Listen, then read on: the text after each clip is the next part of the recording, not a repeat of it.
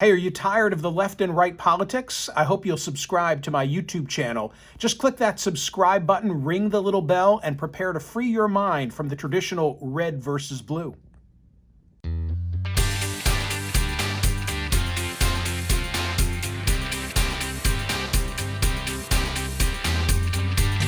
Carol Leonnig is a Pulitzer Prize winner from the Washington Post with a hit new book, Zero Fail: The Rise and Fall of the Secret Service. I tore through all 500 pages of this book, and she joins me now. Carol, it's great to have you here. Congratulations.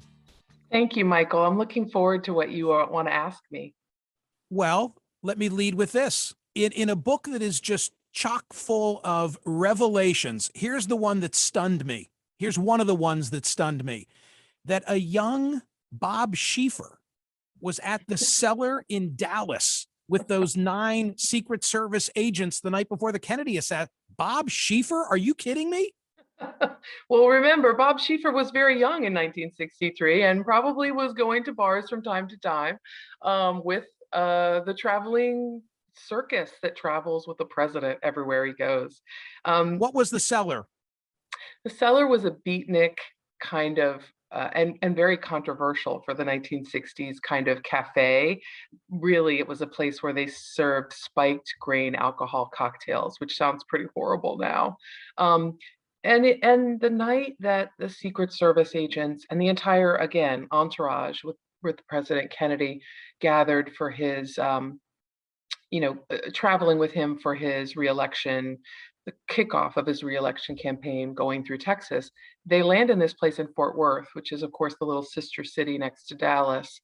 And when they get there that night at 11 o'clock at night, very little is open. They want to go get a drink. They want to get some food. They try to go to this press club with the reporters. There's no food there. It's shutting down. And they head to the cellar where they have some drinks, and some of the Presidential Protection Detail agents that will ride through Dealey Plaza the next day are up until 2, 3, and 5 o'clock in the morning before they get back to their hotel where the president is staying in Fort Worth. Was it borderline a brothel? I mean, the waitresses were wearing things that really resembled lingerie most of the time, or maybe skimpy bikinis, but I don't think there was a burlesque show. It was literally just a place where you could hear beatnik poets and you could sometimes hear bands perform, but mostly it was a good time drinking place. You made me realize in reading the book that the United States has quite a history of political assassination or attempted assassination. Are we Mhm. unique in this subject area? Well, that's a pretty good deep question, actually. If you think about the American culture, we are fans of guns and having ability to access guns compared to other countries.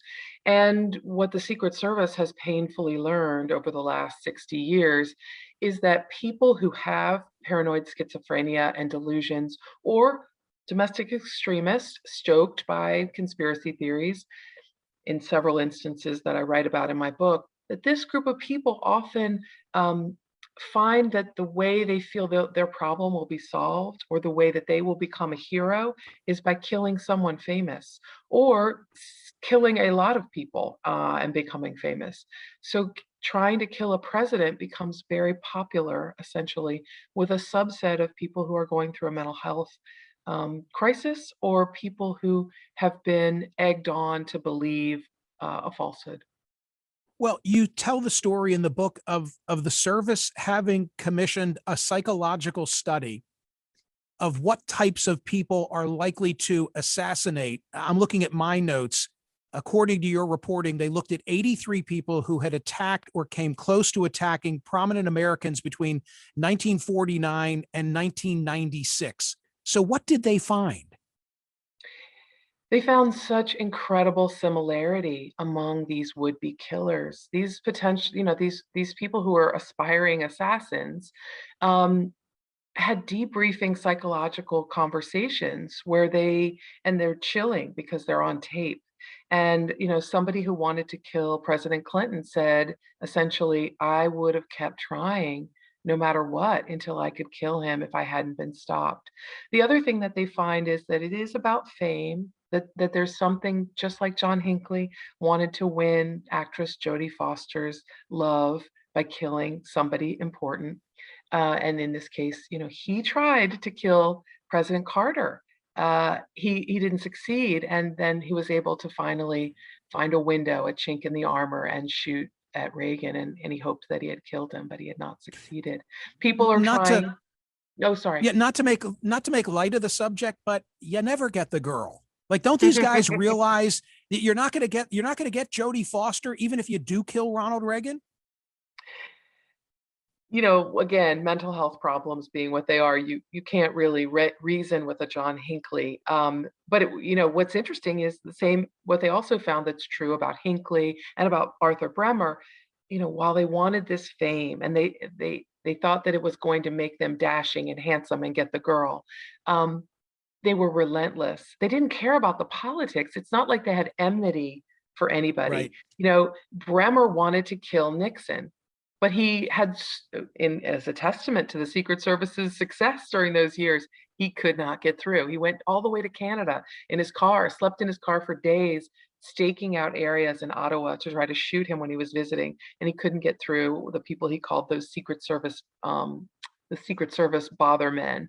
And he ultimately succeeds getting a campaign candidate for president, George Wallace, and successfully gets there because the protection is, less intense. The other thing that I think is interesting that they found was that would-be assassins of presidents are really similar to the people who try to shoot up schools.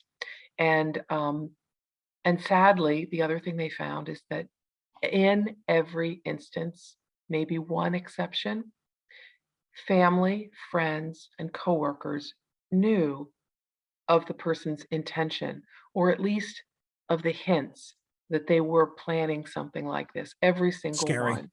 Yeah. scary and And sad. Tim McCarthy literally takes the bullet for Ronald Reagan.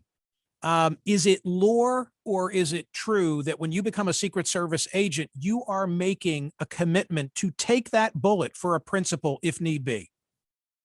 it is not lore. It is so real. It is so much at the bedrock of what so many agents um, talk about, very, very poignantly, and also live. And Tim McCarthy is a testament to the Secret Service's rebuilding after Kennedy's assassination. The Secret Service was so, America was traumatized by Kennedy's death. Everybody who was a 2-year-old, forgive me, a 4-year-old and up can remember where they were when that happened.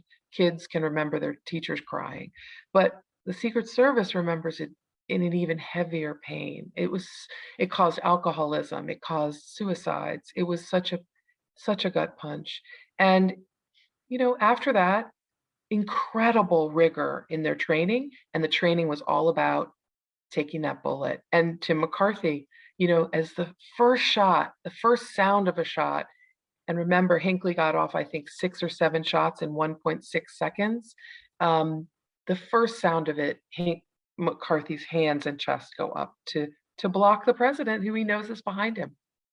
There's a great line in your book that unfortunately I'm thumbing it through and I can't find it, but you speak of how change with the Secret Service often follows the flow of blood. I hope I'm paraphrasing it accurately.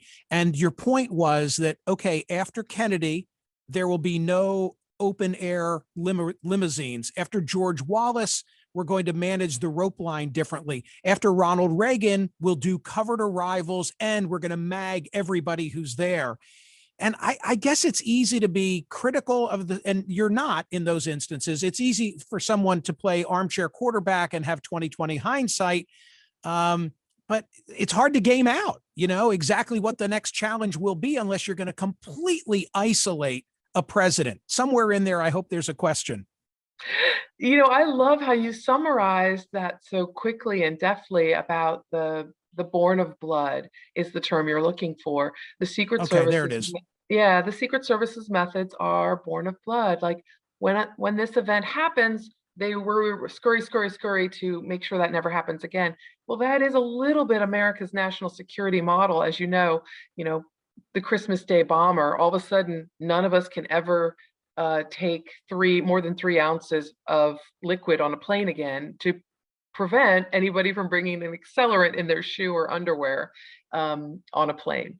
So we all have prepared for the Christmas Day bomber a million times now. I think what's a little bit disappointing and sad is that just like 9/11, there are always failures of imagination. And the Secret Service knew in the 90s during President Clinton that people would try to attack the White House by plane because a man did hijack a small plane and crash it into the South Lawn, luckily missing the president and scraping the building ever so slightly, but not damaging it terribly. President Clinton then was actually living in Blair House during the renovations. But sometimes there are warnings ahead of time and the service misses them. Uh, right now they need a big refresh because there are a lot of things they're not prepared for. After you reported on Hookergate in Cartagena in 2012, you said that you realized that the Secret Service was not living up to its duty to keep presidents safe. And you anticipated that with the publication of this book, the Secret Service leadership and alumni, that they were vowing to attack your work. I did not regard this as a negative portrayal of the Secret Service. I read the entire book and my heart broke for a lot of these men in particular, women later playing a significant role, because it seemed like they were constantly understaffed, overworked, put in positions that frankly could never have seen what was coming. And Carol, I wondered this, if someone with your investigative talents had focused on any other group of individuals who number 7,000, don't you think you could find similar management issues and personnel problems? Absolutely, absolutely. And many agents have said to me, Carol, could you look at the FBI, please? I mean, Right. but I love also, Michael, the way you capture, my purpose here. I mean, agents, this book became like a labor of love because so many people risk their careers and their professional reputations and their good old boy connections, right, with all their friends to tell me these painful truths. And they want to ring this alarm bell that the service is stretched too thin for too long. Its mission is enormous compared to the staff and the money that it has. Its technologies are back in the 1980s and 1990s sometimes, and they really need a tens of millions, if not hundreds of millions of dollars in an upgrade of that technology. A jumper got into the White House in 2014, and my sources were flabbergasted that this could happen, and yet they knew it could happen. They'd seen other security failures before. In 30 seconds, In right? 30 From seconds, fence to interior. a man with a limp, no plan, wearing plastic Crocs, And a knife. and a knife, was able in 29 seconds to move from a public sidewalk to the foot of the president's residence, inside the landing, and into the East Room. So that was flabbergasting to them, and they were going to vow that it would never happen again. And everybody promised, except it happened again in March 2017. And why was again, another intruder with no plan, thank goodness he wasn't a trained assassin, was on the White House grounds for 15, 17 minutes, nobody being able to find him. Why? Cameras weren't working, alarms on the fences, sensors on the ground were on the fritz. Even the radio of the officer who found the man ultimately was failing, so he couldn't call for backup and alert people where he was. America deserves better, but the Secret Service agents deserve better. Imagine if it's your job to take a bullet for the president and to have a zero fail mission, to never have a mistake, and your freaking radio doesn't work. Forgive me, I shouldn't have said it that way. But and you point out hundreds of millions of dollars have been spent to keep the president safe in that environment. I get that. It's inexcusable that a jumper with mental illness, a jumper of any kind, could get inside the White House in 30 seconds. It's beyond the pale. But I wonder, and I hate to have this conversation, but it's the subject matter of your book. I wonder if it's really possible to protect a modern president living at 1600 Pennsylvania Avenue When I stay in Washington, D.C., I have a favorite hotel in very close proximity. I'm not going to name it. You'll know it.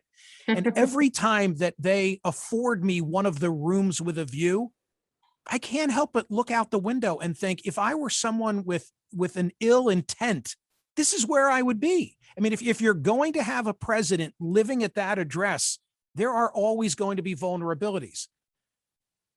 I think you're so right. And I hope no one ever figures out that particular vulnerability, although there are some covers to prevent the line of sight shooting. But there was a shooting at the White House in 2011 where nobody realized, and they should have because they were marksmen, nobody realized that a guy with an assault rifle on public property, 750 yards. yeah, could shoot that assault rifle and hit the White House 7 times. I mean, it's lucky that the president wasn't home. The shots hit the Truman balcony and a window and broke it. But his children were home, and his mother-in-law, their grandmother, was home. So there are scary opportunities. I also wonder about the terrible tension between the Secret Service agents and White House staff. White House staff, right? They want the Secret Service agents increasingly out of the picture. Like, get that bubble further away. Agents want to get closer, but the image on television that White House staff want for the president is an everyman who doesn't need Sure. any protection Yep. from taxpayers. People were worried Donald Trump was going to get shot on his golf course because it was routine. And he went there every Saturday that it was nice weather. And he didn't have agents around him. And you had a telescopic. Well, Carol, he didn't have to worry because he'd gotten rid of, quote unquote, all the fatties. You don't have to explain. We're not giving it all away for free. We want people to buy this book and read it. I'd be derelict in my duty if I didn't talk about Cartagena, at least briefly, because this is really when, correct me if I'm wrong, this is when the whole subject caught your attention and you did all that great reporting. I'm reading from page 318. The clerk was annoyed. When she showed up for work, she found more than a dozen prostitutes' ID cards still in a little box at the front desk. That meant she had to make a lot of awkward reminder calls to the hotel's American guests. It's an unbelievable chapter plus of your book. I'm left with the question, is a one-night stand with a foreign national permitted? What if the Secret Service agent is not married? I mean, it is permitted, but it must be reported immediately for national security reasons. And you can sort of see why a lot of agents weren't reporting that piece of information. And tragically, there's someone who had been doing it for years in a relationship with a foreign national and not reporting it, and eventually committed suicide when he was found out. It's allowed, but one of the big problems of Cartagena, and you're right, Michael, it is why I entered this story. I fell into the beat of the Secret Service by accident because of a sex scandal, which then was the most humiliating thing that anyone could imagine the Secret Service agents could be engaged in, bringing prostitutes back to their rooms. And it turned out there was something much bigger looming underneath that iceberg. But the national security concern is, if you're going to get hammered in Colombia while you're supposed to be preparing security for the president, and you bring a complete stranger who you've never met and can't remember her name back to your room where you have your gun and your security plans, you're compromising the security operation. Your plans on your phone and on paper in your apartment, hotel room, are going to tell everybody exactly where President Obama at that point is going to stand the next day, where he's arriving, where you're greeting him, where you're walking him through. So you're putting the president at danger and compromising the mission. Okay, so that's sex on the part of the Secret Service. Let's end by talking about sex on the part of the president, because you go through all the detail with regard to JFK. Amazing, the idea that a president could leave the White House for a liaison, including, by the way, according to your reporting, on Bill Clinton's watch. And if I knew, I'd forgotten. I remember the SNL routine of Clinton jogging into McDonald's. I did not know that the routine was he would jog from the governor's mansion to the YMCA for hookups, take a shower, now go to McDonald's, and then be driven back. Anyway, here's the question for Carol Leonnig. So just some of the sex in my book. Oh yeah, exactly. So the "just let it go" line on JFK's watch, which continues. Speak to the mindset of hear no evil, see no evil, speak no evil. Like, when does a Secret Service agent have an obligation, if at all, to say something about misbehavior of a president? Rehnquist didn't buy into this, in the whole Nixon era, and you talk about that as well, but address that issue. Was a huge strain on the Secret Service that came really to a head during the whole Monica Lewinsky scandal, which is really, let's be honest, the President Clinton scandal. Monica Lewinsky was just the intern that he was caught having these liaisons with. It came to a head because in their DNA, Secret Service agents strongly believe that they are honor bound to keep the confidences of the president. Why? If you're going to be at shoulder to the president, protecting him, and that's part of the security gig, if that's how you're going to protect him, then you're going to hear things that he says. You're going to hear arguments that he has with his wife. You're going to hear his children, accuse him of various things. So keeping that confidence, I understand and appreciate why it's such a feeling of duty, an oath to that confidence. But the problem is that in the case of the YMCA with President Clinton, when he was then a candidate, and women were meeting him, according to agents that I interviewed inside the YMCA. The agents aren't thinking, oh, this is salacious and immoral. They're thinking, I'm personally and professionally responsible for keeping that guy alive, but it's on the other side of the door and I can't control it. So, it goes from being like embarrassing for a politician to an actual security failure. And if you're going to be putting them on the hook for a zero fail mission, then you're going to have to let them into these problems. Now, you rightly, that's the answer to the question. I'll stop there. We're not giving it all away for free. We have only scratched the surface. It's called Zero Fail. It's excellent. And I really appreciate your willingness to come on and spend so much time talking about it.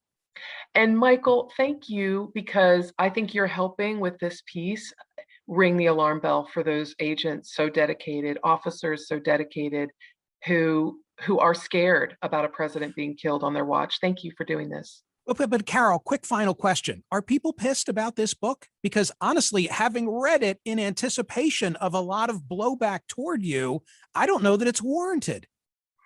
I mean, the leadership of the Secret Service is not happy about it. I fact-checked everything in this book with the Secret Service. They're very unhappy. And I know that there are former directors and alumni who are very unhappy because it tarnishes the brand that they revere, right? They don't want it to look tarnished. But the people who are doing the job, the people on the front lines, the people who recently left and are despondent about the state of affairs that they saw in the last decade, they're cheering this kind of quietly, but they're cheering it. Nicely done. Thank you again. I really appreciate it. Enjoyed every minute.